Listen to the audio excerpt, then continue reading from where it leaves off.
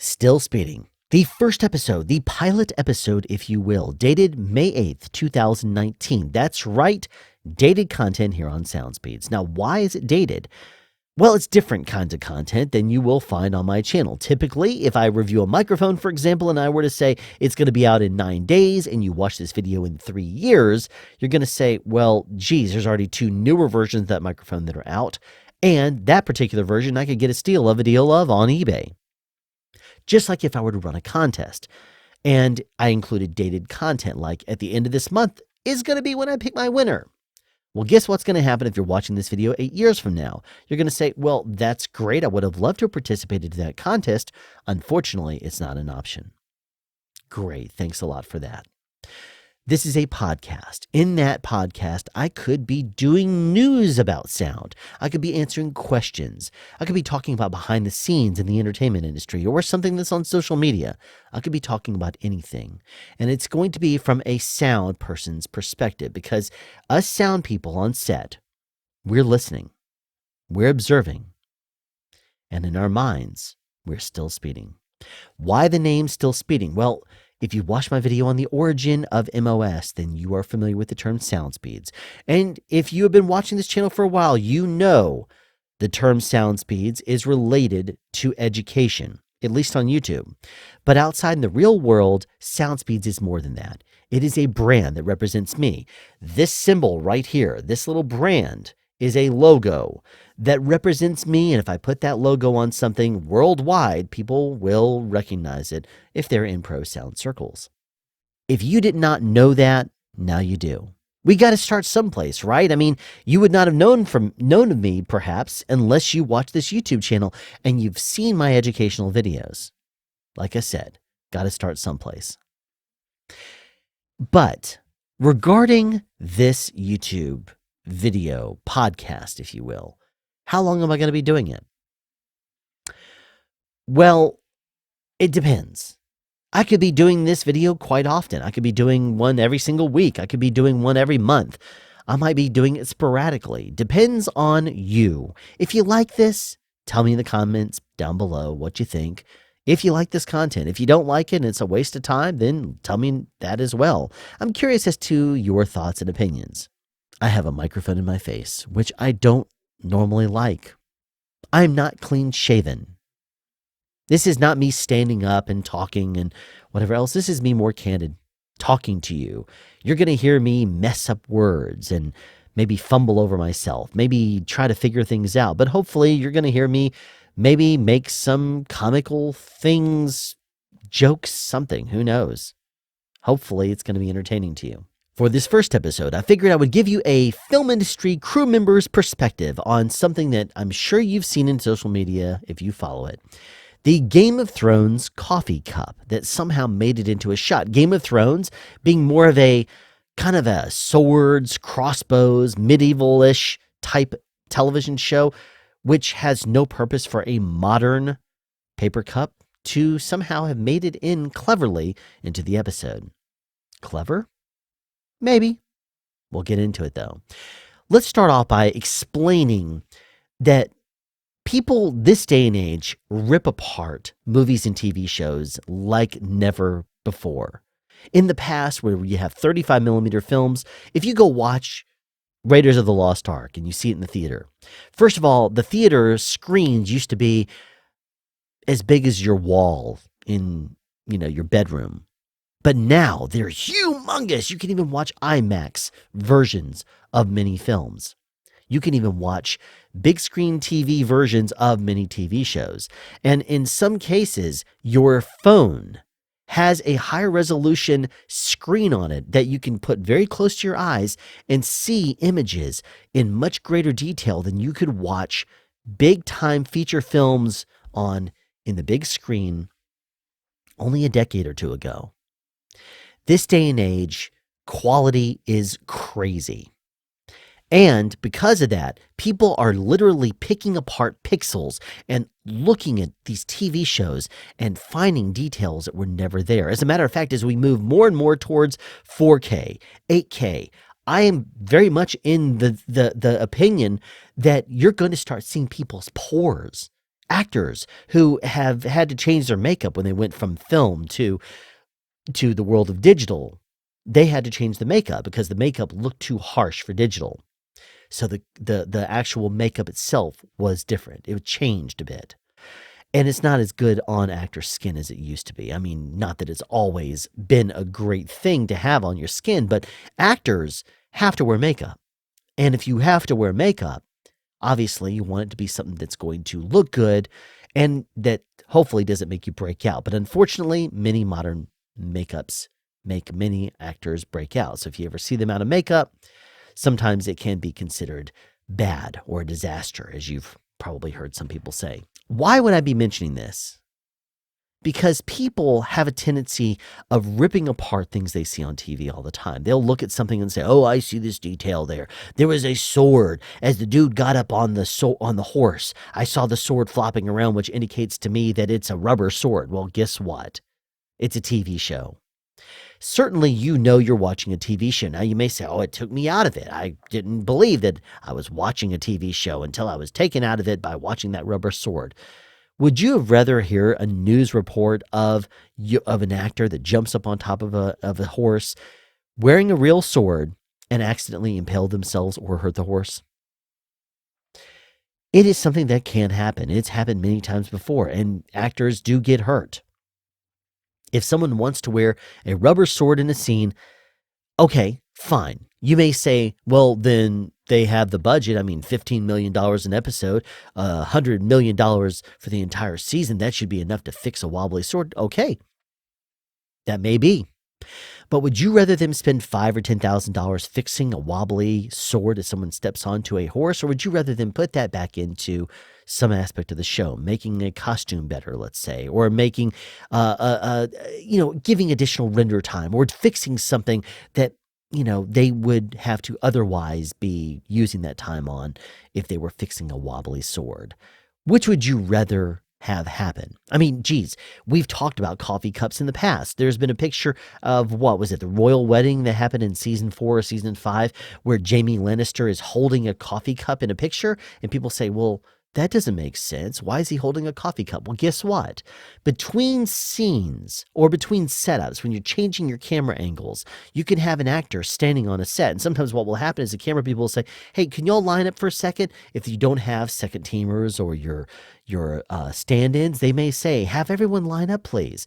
I'd love to see how everyone looks, the real actors, because the heights are different, the skin complexion could be different." And they lined up.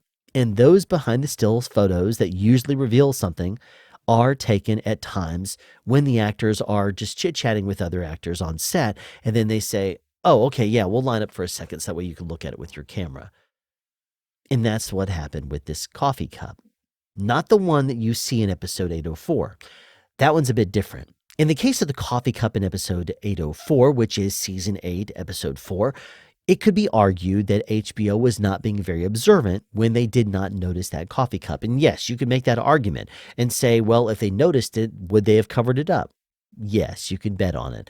They could have easily put a mug or something over it, moved a plant in the way, or put anything in front of it digitally and guarded it. It was just for a quick shot after all. But they didn't notice. And so it takes the millions and millions of people that are watching every single frame and every single pixel of that frame, ripping it apart to see something like that. And that's fine. It's your episode. It's your television show. But I'm going to point out a few things that you might not have considered. Episode 803, the episode before 804. That was a 55-day-long episode that took place at night. Now, us people that work in the film industry will tell you, you work 12 hours a day, 6 days a week, or 5 days a week in most cases. You're still working 60 hours. That takes a huge toll on you if you're doing overnights. They did 13 weeks of overnights, 55 days to be exact, of overnights. That means that they're waking up in the afternoon, going to work, working overnight, coming home, and maybe if they decide to stay up late, they might see their kids before they go to work or school in their case. But then you have to go to sleep during the daylight hours. It throws your whole body off, and people live off of caffeine. Now, in the case of 803, The reason I'm mentioning that is because when you are working for 13 weeks doing overnights, that's a lot of time. And furthermore, when you get all that footage into an editing suite and you got to cut it down, 55 days creates a lot of footage. And if I were to guess, I would say they probably got lost in editing and saying, oh, geez, there's a shot of this and it's so good and it's this shot and spent a lot of time on episode 803, which means by the time they finally get past it, they're like, yay, it's aired, it's passed. Finally, we can move on to 804. Okay, let's see. Cut. Okay, fix this, do this, or CGI, or good, we're done. Guess what? After something as exhausting as episode 803, they probably just missed a little bit on 804 because their emphasis and their time was put on 803 and making it as epic as it was. Now, that said, it is something that takes a toll on you. And the person that is responsible most, on a film set is the on-set dresser. That's the person that would be responsible for this. Now, if I look at this picture closely, I see it does not look like Daenerys Targaryen has it directly in front of her. It looks like it's probably 2 feet over, as if a director were to come over and squat down next to her, talk to her and say, you're going to be looking up here and notice this or whatever. And they put down their cup and then they run out of the frame real quick. Still speeding. Run in there real quick. No, we're still speeding, still rolling. And they give a quick direction. They run out. And then they say, okay, do this. All right, look this. Oh crap. We take the cup out. Take the cup out real quick. Run in there and grab it. But it ends up being one that was perfect for performance. I've had episodes of movies and television shows that I have had my boom show up in. And it's made it through to the episode. And even in movies, bigger movies, you'll see, mishaps, and you'll see, cameras that go out of focus. You'll see dolly moves. You'll see the dolly shake. You'll see boom shadows. You'll see all kinds of wonderful things that show the flaws of movies and motion pictures. And guess what? That is very, very common. And in the case of this coffee cup, people may rip it to shreds and say, that on-set dresser is responsible for that. But guess what? On-set dressers on a show like Game of Thrones, they have a lot of responsibilities. They have to clean up after the crew in addition to every other thing they do. So if there's a glass window or a mug, they have to make sure that if anything has spilled out of that mug, it is cleaned up. And if anything is smeared on that glass, they have to clean that up too. If crew member spills their salad or their food that they were given from Crafty, they have to clean that up too and help with that. Anything that pertains to the set, the on-set dresser is responsible for. And yes, that would mean a coffee cup that was left by a rogue crew member. But can they really be to blame? I mean, the guys on Game of Thrones, those people are working at 5,000% every single day. They have a lot of responsibilities. And is it really something that the crew can't manage to just hold on to their coffee cups and not drop them off on a set for someone like the poor on-set dresser to have to deal with? It's a lot of responsibility. They have a lot of stuff going on. Why should they have to pick up after the crew and do that? It does happen. And it's not fair. I mean, on-set dressers, I feel sorry for. I mean, geez, this on-set dresser that I was working with today, he was just walking off a set when I looked at it and said, oh man, I hear all this gravel on the pavement. Can you do me a favor and grab a push broom and push broom this off and get all those little things off? So that way, as people walk over it, you don't hear all those little pebbles slipping and sliding underneath their shoes. As actors twist naturally on their feet, they're going to make those sounds. And he was nice enough to sweep it out. And then when we changed and moved directions and turned around, he swept it again. Then he swept it again, kept doing it over and over again because they are helpful people, these on-set dressers. And yes, there is sometimes going to be a coffee cup that makes it in the back. As a matter of fact, I know a camera operator who intentionally hides things in the shot sometimes just to keep the on-set dresser on their toes or to troll them. In the case of this coffee cup, No, it's not a Starbucks. I don't care what you've heard where people say, that's a Starbucks cup. Well, guess what? Starbucks, if it was Starbucks, it would be a great product placement if it were left in there. It's been estimated that this product placement has probably benefited to the nature of maybe $250,000, and it's been probably worth about $250,000 in product placement to Starbucks simply because people are associating it with Starbucks. The film industry runs off of caffeine, and we get caffeine and coffee all the time during our 12-hour days. So why is it so far-fetched to imagine that Starbucks would be the company that people up north in Ireland pull, and pull the strings and get coffee from? Well, get this. It's not Starbucks. It happens to be a small coffee shop called Paper Cup, located in the Titanic Quarter of Belfast. You can go there. You can look them up on Google Maps or something like that, and you can even order coffee from them if you happen to be in the Northern Ireland area in Belfast, the Titanic Quarter. By all means, go there and say, hey, we saw your coffee cup. If you look at behind-the-scenes shots of people in the King's Landing, in those scenes, and the ones that are shot up in Northern Ireland, then you will see that there are quite a few behind-the-scenes shots of people holding those coffee cups.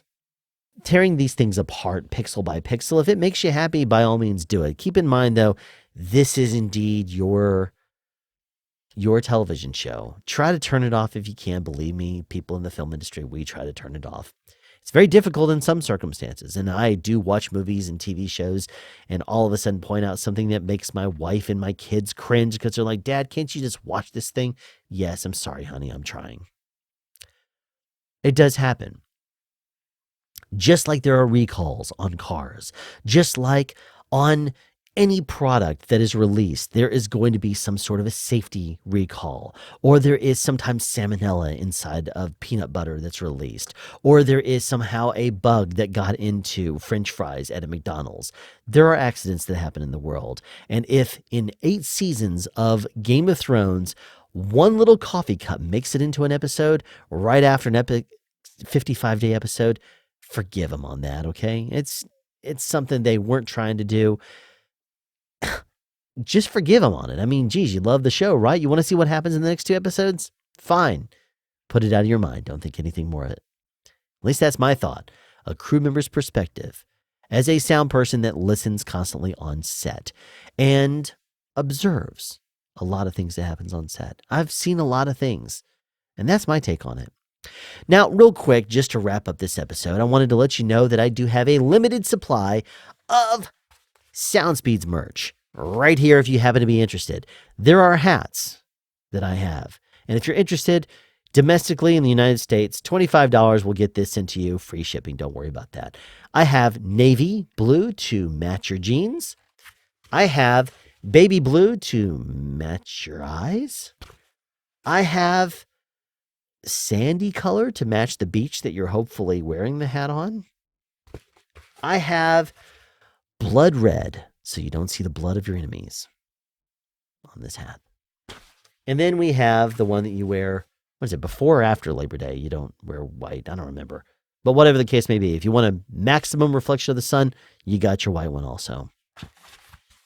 $25 per hat. Let me know if you are interested. Send me an email at soundspeeds@yahoo.com or follow the link down below and send a donation. And in that donation to PayPal, be sure to put what price or what color hat you would like to receive.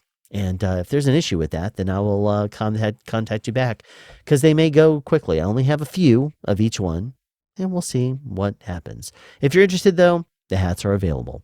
But in the meantime, thanks for tuning into this episode of Still Speeding. And be sure to tune into more future episodes, keeping in mind that it could be about anything, because I'm always listening. I'm always observing. Oh yeah, we're still speeding.